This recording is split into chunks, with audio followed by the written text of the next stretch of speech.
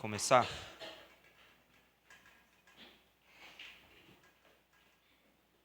Feche seus olhos.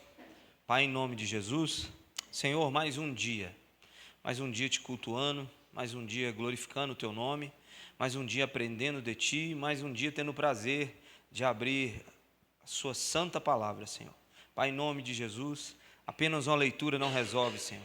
Apenas uma compreensão humana não resolve, mas pedimos ao Senhor Deus um abrir dos céus, um iluminar da nossa mente, aquecer os nossos corações para que a gente possa compreender, além do que a língua portuguesa, além do que o intelecto humano nos proporciona, mas entender realidades espirituais através da sua santa palavra, em nome de Jesus, amém.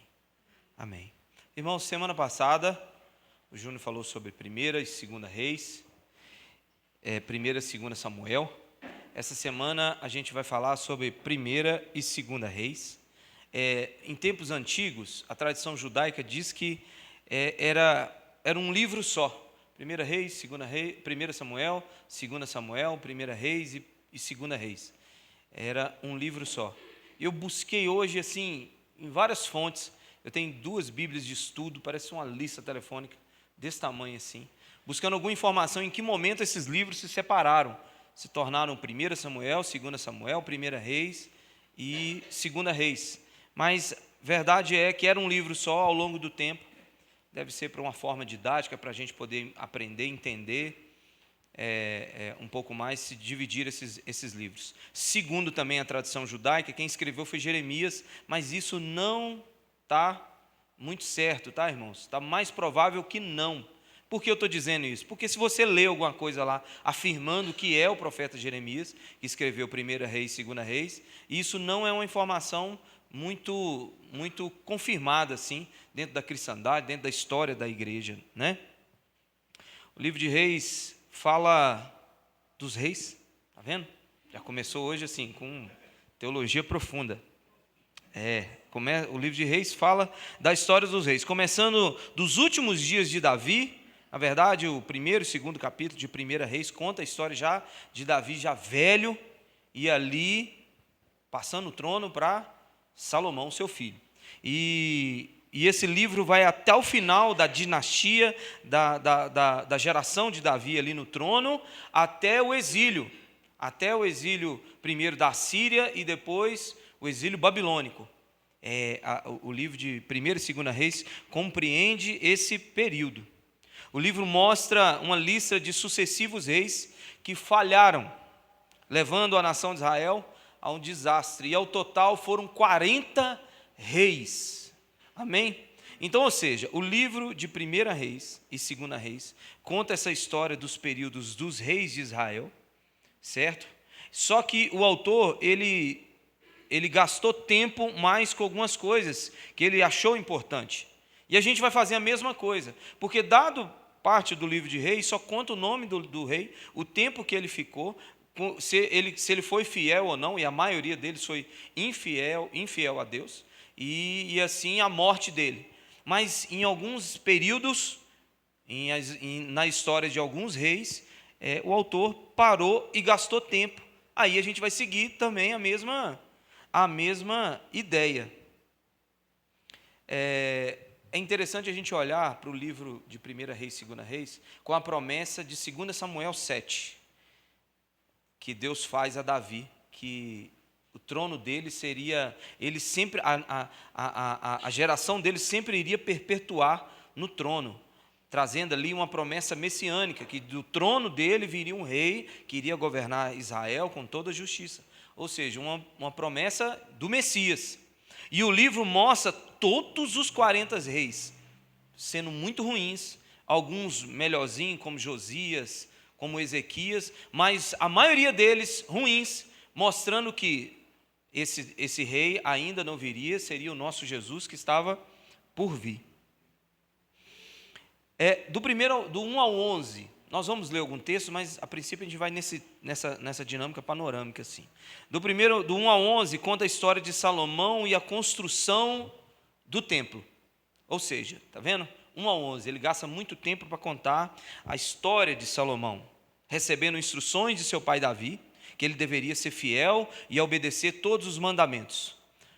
a gente vê essa mesma dinâmica de Moisés com o povo, de Moisés com Josué, de Josué com a nação, dizendo: olha, estejam atentos em obedecer e ser fiel aos mandamentos da lei do Senhor, para que tudo irá bem. Davi falou a mesma coisa com Salomão. Mas Salomão já não começa muito bem o seu reinado, porque Salomão ele vai cometer 3 assassinatos, logo no começo do livro, no capítulo 3, de um homem chamado Adonias, que é irmão dele, Joabe e Simei. 2 deles foi porque Davi tinha prometido que não iria matá-los, mas Davi morrendo falou assim: eu prometi que eu não ia matar Joabe e nem Simei, mas eu prometi, eu não falei nada que meu filho não iria matar, então eu morrendo, você assumindo o trono, você mata esses 2 homens para mim. Permita que eles vá à sepultura, até uma linguagem bem firme, assim, se permita que eles vá à sepultura ensanguentados. Agora, Adonias seria aquele que se proclamou rei. Todo mundo conhece a história. Davi já velho, o filho dele olha para o pai e fala assim: ixi, meu pai vai morrer, eu vou correr e vou auto me proclamar rei. Salomão também, depois de se tornar rei, mata também Adonias. Então assim, não começa uma história muito bonita de Salomão, que é logo no começo, nos 3 primeiros capítulos de 1 Reis, já começa com assassinatos políticos, digamos assim. Mas aí, a melhor parte da vida de Salomão vai estar no capítulo 3 e no capítulo 4. Aquela velha história que a gente conhece de Salomão. Ele pedindo sabedoria para Deus, para governar, para reinar, e ele constrói o templo, ele realiza o sonho do pai dele. Nasceu no coração de Davi construir um templo. Davi um dia falou assim: olha, eu moro em palácio, eu moro em lugar bonito, cheio de conforto, o meu Senhor mora numa tenda, habita em uma tenda, não, vamos construir um templo.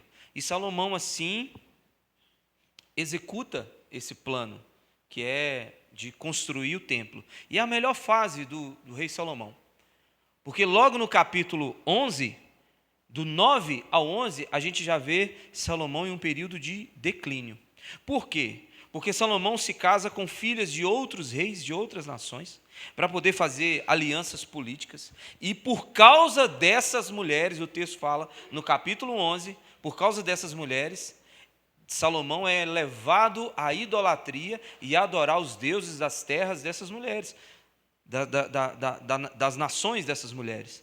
E assim, Salomão institui trabalho escravo para o povo, e ele começa a adorar outros deuses.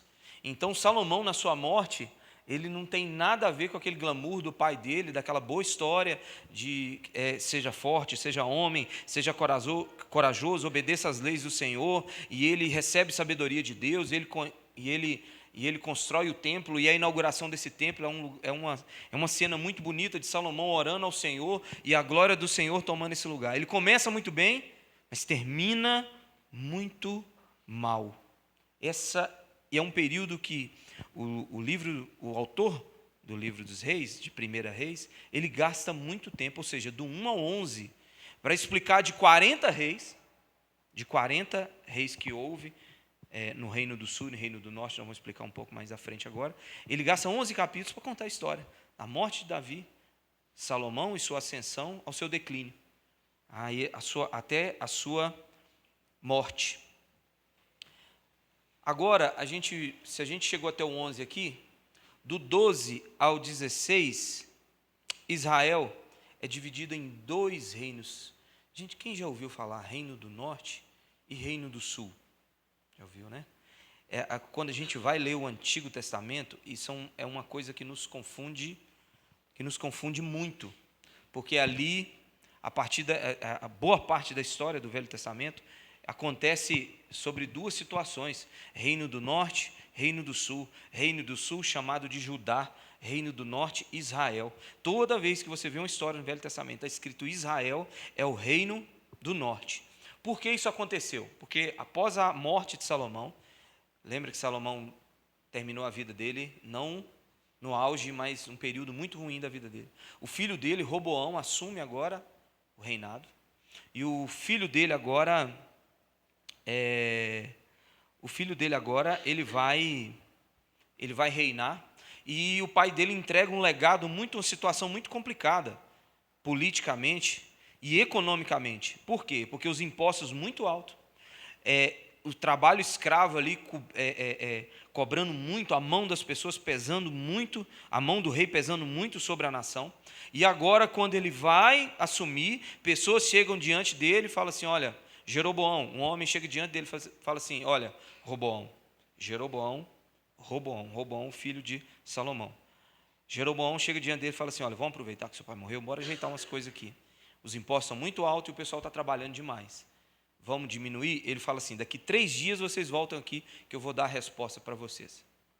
E a Bíblia fala que Roboão procurou os conselheiros do pai dele, que já estava acompanhando o pai dele há algum tempo, e pergunta para eles: o que vocês acham que eu posso fazer? E eles falaram: reduz os impostos, diminui a carga de trabalho. Ele fala assim: tá bom. Aí a Bíblia fala que ele foi consultar aos amigos, os jovens da mesma idade. E os amigos dele, jovens da mesma idade, falou assim: que nada, aumenta o serviço e aumenta os impostos. Jeroboão pegou aquela notícia, levou para as tribos, para a nação, e das 12 tribos de Israel, 10 falaram assim: nós não vamos aceitar isso. 2 falou assim: não, beleza, o rei falou, está falado. Mas 10 falou assim: não, então agora, esse protagonista agora, Jeroboão, vai governar agora 10 tribos, vai ser rei agora de 10 tribos, e agora Israel vai ficar dividida entre as 10 tribos: Ruben, Simeão, Judá, Zebulon, Issacar, Dan, Gade, Asser, Naftalim, Benjamim, Levi e José. Essas 10 vão ser o reino do norte, chamado de Israel. E Judá e Benjamim será chamado reino do sul. Para a gente sentir o clima do texto, vamos ler lá, 2 Reis 12, para a gente entender, assim, para a gente entrar na história um pouco mais. 2 Reis 12.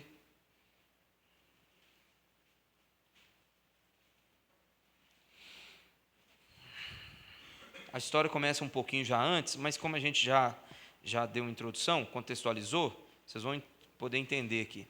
A gente vai ler a partir do 8, tá? Do 8 ao 11.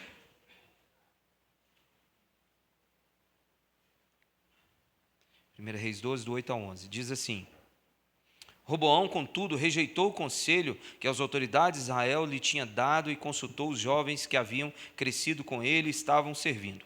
Perguntou-lhes: que conselho vocês me dão? Como devemos responder a este povo que me diz, abre aspas, diminui o jugo que teu pai colocou sobre nós?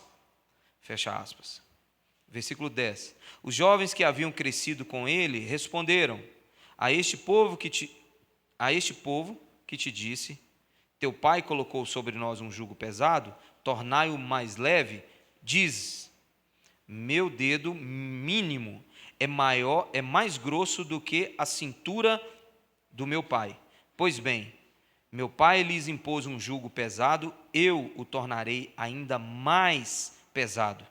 Meu pai os castigou com simples chicote, eu os castigarei com chicotes pontiagudos. Veja a resposta que o filho de Salomão deu ao povo. Vamos ler o 12. 3 dias depois, Jeroboão e todo o povo voltavam a Roboão, segundo a orientação dada pelo rei. Volte aqui daqui 3 dias. Vamos ler o 13. E o rei lhes respondeu asperamente, rejeitando o conselho das autoridades de Israel. Por aqui está bom, que eu acho que deu para a gente entender. A partir desse BO aqui, dessa confusão aqui, o reinado se divide. Ao contrário do que Davi tinha feito, lá em Samuel, que é unificar os reinos. Israel era só uma nação. A partir de Salomão, aí agora com o filho de Salomão, ou seja, um neto de Davi, agora as coisas se dão dessa forma. Há uma rebelião e 10 das tribos agora vão viver como rival da tribo do sul de Judá. Israel, gente, parece o estado, assim, quando você olha o mapa, assim, mais ou menos, para a gente entender, é tipo Espírito Santo, São Paulo, Rio de Janeiro, é um negócio mais comprido, assim, ó. Então ficou reino do norte e reino do sul. Se dividiu em duas nações. E toda a história de Israel, ela é entre vai e vens, entre profetas, Isaías, Jeremias, Oséias, Sofonias, ela acontece agora flutuando entre essas duas nações. Reino do Sul, Judá, capital em Jerusalém. Reino do Norte, Israel, capital Samaria, onde Jeroboão, esse homem que liderou as 10 tribos, que agora se formou o Reino do Norte, ele fez um templo em Betel e em Dan para adoração, porque a adoração toda era concentrada em Jerusalém. Agora, com a divisão, o Reino do Norte fica para cima, não existe mais um local de adoração, um centralizado. Jeroboão constrói 2 templos, um em Betel e em Dan, e coloca um bezerro de ouro lá dentro, lembrando muito aquela cena de Êxodo 32, quando Moisés vai encontrar com o Senhor, quando volta, eles já estão adorando um bezerro. Aqui, é interessante a gente lembrar que aqui já começa a história dos samaritanos. O templo, a capital do Reino do Norte era em Samaria, e tinha um templo lá. A capital do Reino do Sul era em Jerusalém. Quando a mulher encontra com Jesus no poço de Jacó, o que ela fala? Uns diz que é lá que eu devo adorar, um diz que é em Jerusalém que eu devo adorar, a adoração de verdade é aqui, a adoração de verdade é lá. Aqui a gente entende mais ou menos, até nos tempos de Jesus, o BO da divisão desses 2 reinos ainda estava se arrastando, porque os samaritanos não se davam com os judeus, e eu vou explicar também um pouquinho para frente, para a gente poder entender mais. E a partir daí, entre vai e volta, cada reino desse tem 20 reis, até a gente fechar o livro de 1 Reis e 2 Reis, quando termina no exílio babilônico, e cada reinado desse, tanto do sul, Judá, como do norte, como Israel, cada um tem 20 reis. Como eu disse, uns com umas histórias que o autor decidiu destacar mais, outros só contando a história. Veio um rei, ele foi idólatra, morreu, veio outro rei, fez o que não agradava ao Senhor, morreu, e assim o livro vai se desenrolando. Como eu disse, 20 reis para cada reino. O autor apresenta boa parte deles, avaliando cada um com o critério de fidelidade a Deus. Agora pronto, chegamos aqui, entendemos lá com o Júnior semana passada, Davi, a promessa de reinado, os seus sucessores, depois até chegar no neto de Davi, Roboão, que fez uma besteira muito grande, e o reino se dividiu, e agora ficou lugar de adoração lá em cima, ficou lugar de adoração cá embaixo no sul, em Jerusalém, e agora a história começa a se desenrolar com reis, praticamente todos eles muito ímpios, e nesse período agora, é nesse contexto, é nessa altura aqui da palavra de Deus que a gente vê profetas, por exemplo, como Elias. Elias agora combatendo um dos reis do norte, pior que teve, que é citado em boa parte da Bíblia, que é Acabe, com Jezabel. Aquela cena famosa que a gente conhece, Elias lutando contra os 450 profetas de Baal. Acabe junto com Jezabel, sua mulher. Quem governava na época era, apesar de ter um rei, mas era Jezabel. Depois de Acabe matar um agricultor chamado Nabote, todo mundo conhece também a vinha de Nabote. Por causa da vinha, mais uma vez Elias apareceu confrontando. Ou seja, agora os profetas aparecem confrontando esses reis por causa da idolatria com Baal, por causa da injustiça, por tomar à força a vinha de Nabote, e ele sempre confronta, e para combater a injustiça no episódio da vinha de Nabote, Deus manda Elias falar para ele, para Acabe, que os cães iriam comer ele e toda a sua família iria morrer. Toda a sua família. Os reis, na época, eu estava falando isso com os meninos ontem, não sei por que nós chegamos nesse assunto, mas nós estávamos ali capinando, eu estava falando. Israel, houve o período de juízes e houve o período dos reis de Israel. Eram homens que governavam e tinham todo o poder. Mas Deus, na sua soberania, Deus não estabeleceu liderança sozinha, isolada, de uma forma que o homem podia fazer o que ele quisesse. Naquela época, os profetas tinham esse papel de levantar e confrontar os reis da época. Eles não podiam fazer o que queria e ficar tudo bem, não. Homens comuns, como Elias, como Eliseu, como outros, como Jeremias, Isaías, Deus levantava homens como esse para confrontar. É um contraste muito grande, né, Júnior? Nós estávamos conversando no carro ontem com os profetas de hoje. Porque os profetas do Velho Testamento, eles só vinham para trazer notícia, assim, para correção. Para correção, ó, vai dar errado aí. Você vai morrer. Deus está mandando vocês pararem de fazer essas coisas. Então, os profetas tinham muito essa tarefa, como Elias e Eliseu, de confrontar os reis da época. E assim outros profetas é citado no livro. Mas os de mais proeminência, como eu disse para vocês, 1 Reis, 2 Reis, é Elias e Eliseu. Essa dupla sertaneja.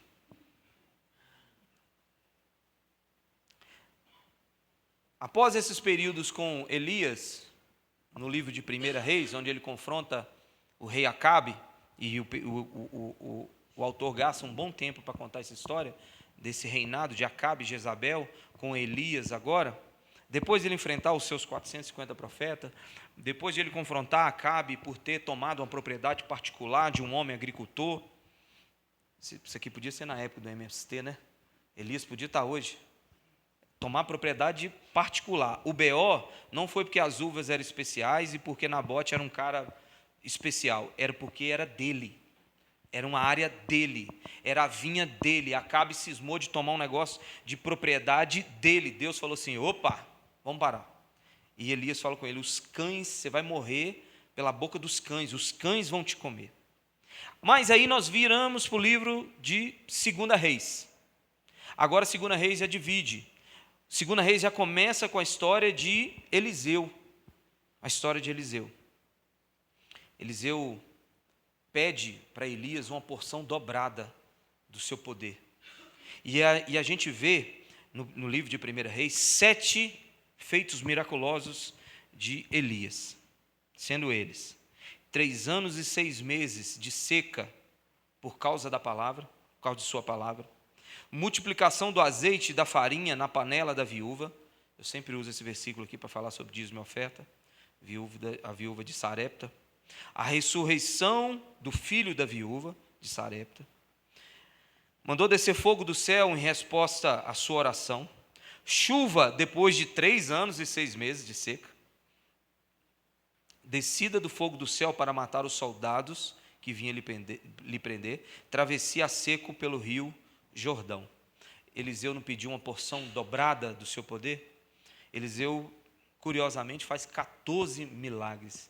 Eu não estou tentando atribuir a porção dobrada do poder que Eliseu recebeu, uma questão numérica, mas curiosamente o autor deixa isso claro. 7 feitos de um e 14 do outro.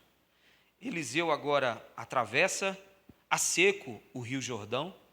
Muitos crentes só conhecem de atravessar o mar, né? O mar vermelho com Moisés, mas Eliseu acontece o mesmo fenômeno com Eliseu. Purificação das águas, a morte dos que insultavam diante de sua maldição, texto bem complicado, dos jovens que zoam da careca de Eliseu. Eliseu, rapaz, eu não mexeu no meu ponto fraco, eu sou traumatizado com isso. Saiu umas ursas do meio do mato e matou uns jovens. Você já ouviu uma explicação falando que aqueles não seriam crianças na interpretação do original, né? Porque a gente sensibiliza muito por ser crianças que estavam brincando da careca dele. Então, antes de vocês falar de pastor gordo, careca, alguma coisa, cuidado. A cheia das cisternas nos desertos, multiplicação do azeite na botija na casa da viúva, abertura da madre da sunamita, ressurreição do filho da sunamita, a retirada da morte que havia na panela, não vou citar todos, e um dos mais famosos, Naamã. Ele manda Naamã mergulhar, Naamã leproso, manda mergulhar. Mas ainda assim, com esses profetas tão poderosos, profetas que são citados no Novo Testamento. Elias, para você ter ideia, quando Herodes viu que Jesus estava fazendo sinais, ele falou assim, Não, estou confundindo a cena. Ele achava que João Batista tinha ressuscitado. Mas quando Jesus perguntou para os discípulos, falou assim: olha, quem vocês dizem que eu sou? O que as pessoas estão dizendo sobre mim? Algumas pessoas estavam falando assim: é Elias que ressuscitou. Então, assim, são profetas de muita expressão no Velho Testamento. Mas ainda assim, esses homens não conseguiram parar a idolatria que tinha na época do período dos reis. Esses homens confrontando, falando, mandando fogo descer do céu, ainda assim esses reis não se converteram com o anúncio desses profetas. Eles não conseguiram cessar a apostasia, a idolatria e a infidelidade dos reis e do povo de Israel.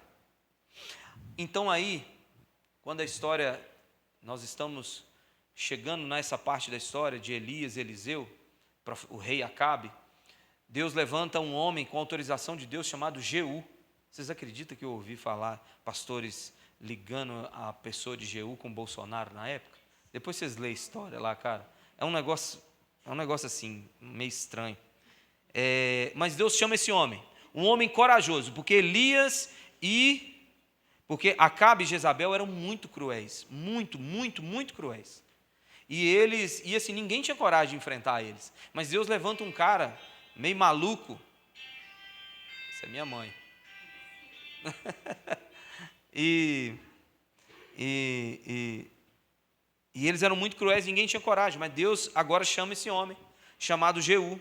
Ele levanta e destrói toda a família de Acabe, com sua extrema violência, mas aí ele perde o freio. Ele empolga com a violência, mata Acabe, mata Jezabel, mata toda a sua família, mata todo mundo, mas aí ele desencadeia agora uma série de assassinatos políticos, um rei matando o outro. Um rei entra, aí o outro quer tomar o lugar, mata aquele rei, o outro quer tomar o lugar, mata aquele rei, e o livro de 1 Reis, de 2 Reis, vai se desenhando nesse cenário. Gente, 1 Reis e 2 Reis é uma tragédia, assim. A contar, você não enche uma mão assim de homens que teve uma história de fidelidade com Deus. E agora começam essas histórias de golpes políticos, né? Seria golpes de Estado. Na hora que um rei eles estão tramando para Zacarias, outros homens tramando para matar o outro rei. Sendo assim, no capítulo 17 de 2 Reis, Israel é castigada. Agora Israel, lembra que eu falei? Israel não é todo Israel, mas agora o reino do norte, que é chamado Israel, o reino do sul, Judá. O reino do norte, Israel, é castigado. Chegou o fim para o reino do norte com o exército assírio, fazendo um cerco sobre a cidade de Samaria, cercando Samaria e levando as pessoas cativas. Aí agora a gente começa a entender um pouco da história dos samaritanos e os mestiços, porque eles eram mestiços. Quando o rei da Síria invade Samaria, a estratégia daquela nação para eliminar um povo era espalhar as pessoas. A Babilônia tinha como estratégia de pegar o povo e levar cativo para uma região. Tirava todas as pessoas daquele lugar e levava cativo para um lugar. A Síria pegava as pessoas e levava gente para... vai um grupo de gente para tal lugar, tantas mil pessoas para tal lugar, tantas mil pessoas, para tentar acabar com a cultura, para tentar acabar com aquela nação. Era um jeito de pulverizar essas pessoas no mundo. E Samaria, esses lugares, assim, acabou, deixou de existir. Isso vai estar no capítulo 17 de 2 Reis. De 2 Reis. E do 18 ao 25, irmãos, a gente começa já a entender, a gente já começa a desembocar para o exílio babilônico de Judá, o reino do sul. Após tantos profetas confrontarem Israel, o reino do norte, para que se arrependesse, dos 20 reis de Israel, não teve um sequer que salvasse. A partir daí, culmina no capítulo 17, o exílio para a Síria. E agora fica Judá. Judá, ele não é levado cativo já tão rápido. Ele demora mais um pouco. É a história do reino do sul, de Judá, que tem alguns reis bons. E uma observação sobre o reino de Judá, o reino do sul. a família de Davi permaneceu no trono, ao contrário do reino do norte. Se o reino do norte começou a revolta com Jeroboão, outras famílias foram entrando. Um foi matando o outro, foi matando, e várias famílias passaram no trono. O reino do sul, de Judá, ainda permaneceu a família de Davi. Os sucessores deles, permaneceu. Aí agora tem alguns reis bons, dentre os 20 do reino do sul, de Judá. E a Bíblia destaca esses caras, conta a história deles. Ezequias foi um rei que confiou em Deus quando o exército babilônio cercou Jerusalém. Esquece reino do norte, Israel, já era, acabou, dizimou. A Síria governou aquele lugar e acabou. Agora a Babilônia chega e vence o império assírio, e agora Babilônia é o império mundial que governa, e onde ele passa, ele avassala e acaba com todas as nações, e chega diante de Jerusalém, cerca Jerusalém, e Ezequias, um rei, e esse homem confia em Deus, e a Bíblia faz questão de citar ele. Josias, é uma história que eu amo na Bíblia, está em 2 Reis, a partir do capítulo 22. Josias era um rei muito novo, e na reforma do templo ele acha o livro da lei nos escombros, e ele agora começa uma reforma em Israel. Só que tem um problema, não dá mais tempo. O seu pai era um homem muito, mas muito ímpio, muito cruel, muito idólatra, chamado Manassés. Para a gente poder sentir o que acontecia na época, eu queria ler com vocês 2 Reis 21. Para vocês sentirem como que o homem era, gente.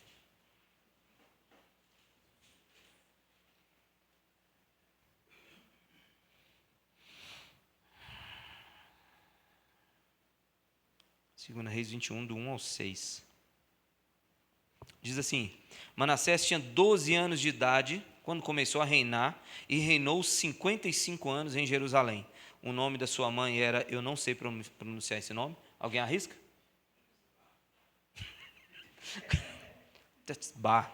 É só falar o E e o Bar no final. Etzbar. Ele fez o que o Senhor reprova.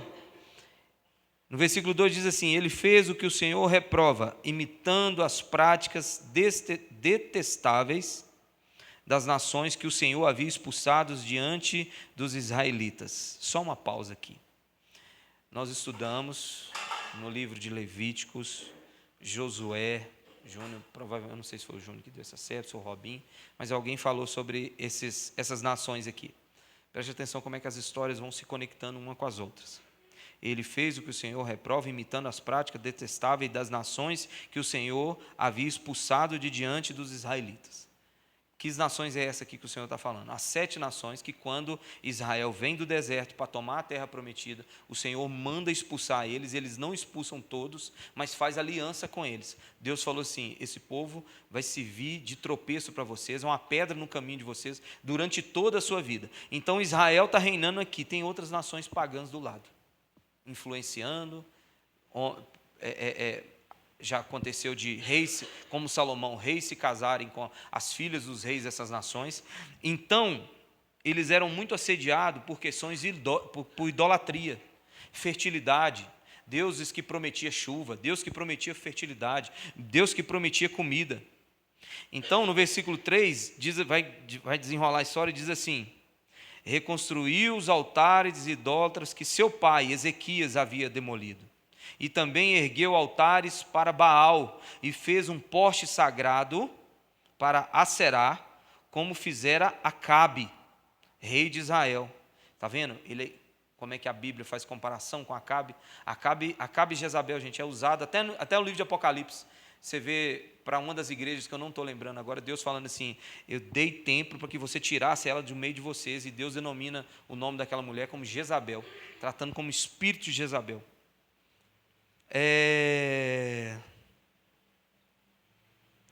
Como fizera Acabe, rei de Israel.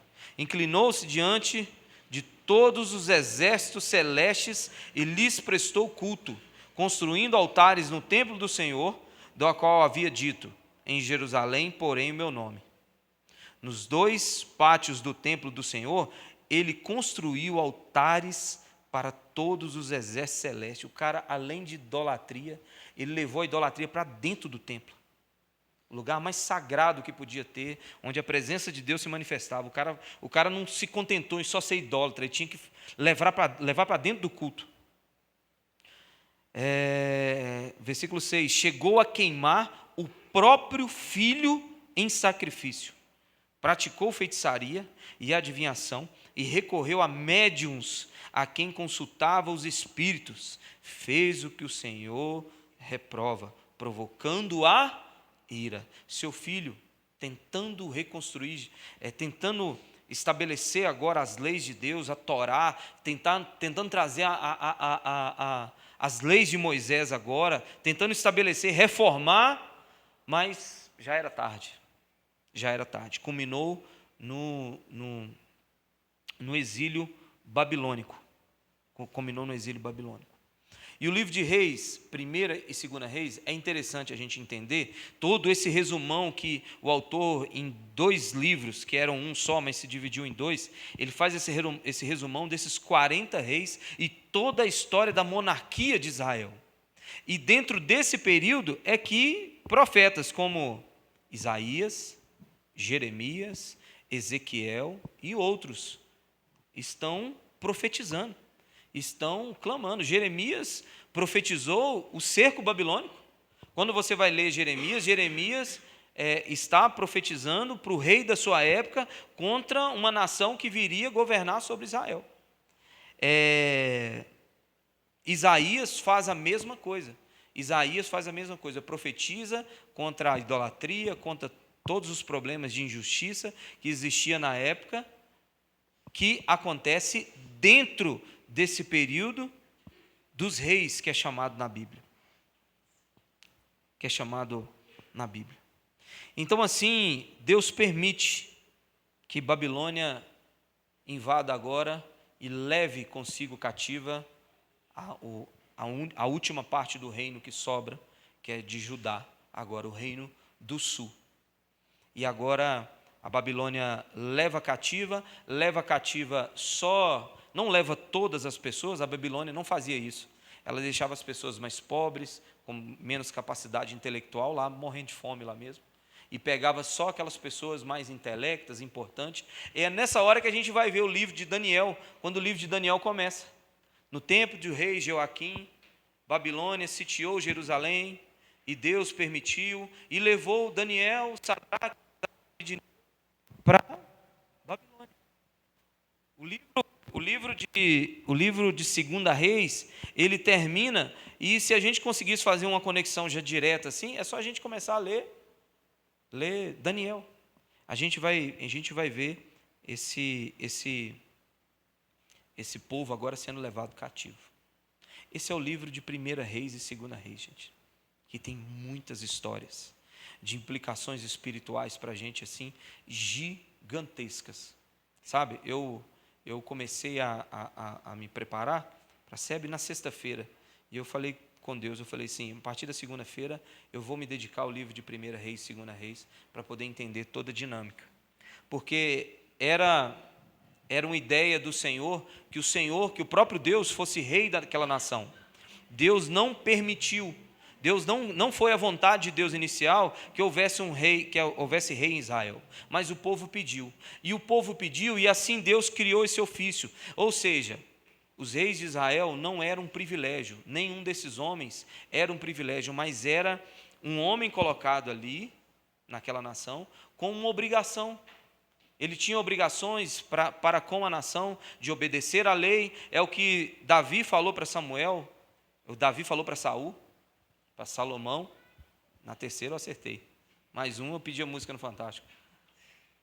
Davi pediu para Salomão que fizesse, obedecesse às leis do Senhor, para que a nação assim pudesse obedecer. Porque uma dinâmica que acontece no livro dos reis o povo seguia uma conduta do rei.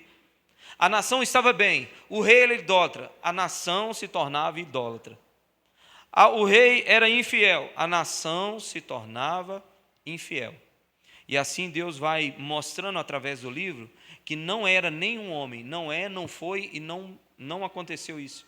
Que foi um homem que seria a raiz de Davi, que seria o rei que iria governar Israel com toda a justiça. Mas o livro dos reis, a história monarca da história de Israel, aponta para o rei dos reis, Senhor Jesus Cristo. Esse rei que iria governar e governa o seu povo até os dias de hoje. Nenhum dos reis, por mais até a começar de Davi, todos eles tiveram suas falhas, mas todos eles foram corrompidos. Todos eles foram corrompidos de alguma forma pelo seu poder e pela sua influência na época. Trazendo assim, eu me lembrei de um comentário que Júnior fez na semana passada, muito inteligente. São histórias como essa que mostram para a gente que a Bíblia é verdadeira. Se fosse escrita por homens e com a intenção de provar algo de interesse humano, nunca estaria contando histórias de homens que Deus a qual chamou segundo o seu coração, como Davi. Deus a qual Deus deu para Salomão toda a sabedoria. Então, mas mesmo assim esses homens erraram. Então, se há uma segunda intenção na Bíblia de tentar fazer com que ela fosse verdadeira não sendo, não estaria colocando tantas falhas de tantos homens que foram tão importantes para o progresso, para o avanço do plano messiânico de Deus. Então, Deus faz questão de mostrar as falhas desses homens. Amém? Esse é o livro, gente. Amém? Vocês entenderam? Vamos ler mais aí durante a semana, para que a gente possa entender mais deles, tá bom? Vamos ficar de pé, para a gente poder finalizar? Sabe qual a dificuldade de explicar um livro desse? Porque é tanta situação que acontece, e você tem que ficar ali, qual que eu vou colocar? Qual que a gente vai falar? A gente tem 1 hora, mas a gente não sabe que é 1 hora de relógio, a gente perde, é 50 minutos, às vezes 45. Então a ideia é só trazer um panorama, para quando a gente realmente um dia ler ou tiver uma pregação, você vai entender mais ou menos, pelo menos, a dinâmica do livro. Amém? Amém. Feche seus olhos. Pai, em nome de Jesus, obrigado por esse dia, Deus. Obrigado por o Senhor ter nos dado a oportunidade de falar um pouco da Tua palavra e aprender um pouco, Deus, da Tua palavra. Obrigado por esse dia, guarda a nossa vida, de alguma forma, Deus, sobrenatural, o que foi ensinado aqui, Deus, que a gente venha a viver, entender e somar com tudo aquilo que o Senhor tem nos ensinado há tanto tempo. Nos ajude, Deus, a entender da Tua palavra e a viver a Tua palavra. Obrigado por esse dia, em nome de Jesus, amém. Amém.